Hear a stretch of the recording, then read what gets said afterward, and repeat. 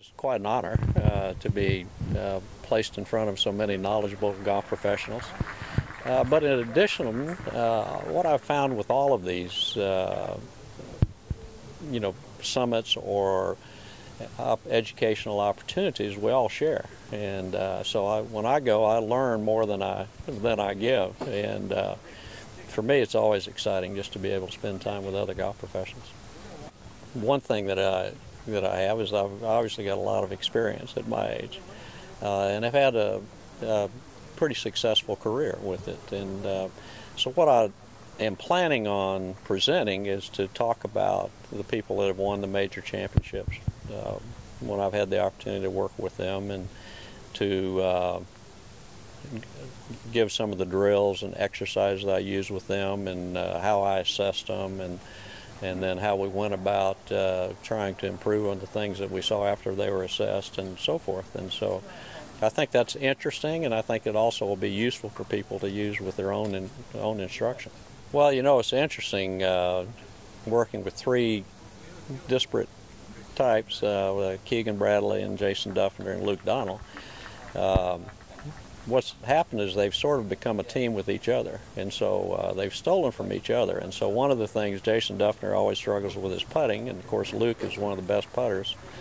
And so one of the drills that we call it the Donald collection, where he'll have varying lengths of putts from 4 to 8 feet, and he'll have them around a hole from different spots, and then he'll do that 4 different holes. So I have 20 putts, all of them different lengths, different directions, different parts of the green, and so forth, and they have to make 15 of the 20 in order to pass. So Dufner's been working on that hard this week. And then Dufner's such a good ball striker that he uses, we use some of the things that I worked with on Dufner when we were developing him to help Luke become a little more consistent with his ball striking. Trying to get him to square the club face with his body as opposed to his hands. And so we've got some straps that have got him a little more connected that he uses, swing link we call them, and to try to help him rotate better through the ball. I have been fortunate to work with a lot of guys that have won major championships, and you learn to deal with their different personalities. For instance, I work with Ben Crenshaw and I work with Payne Stewart, both of whom were unbelievable field players. Never showed either one of them their swing on video. Always worked on ball flight. Just said if they were hitting it too high, I'd say, okay, let's work on knockdown shots until that balanced their swing out, or whatever it was.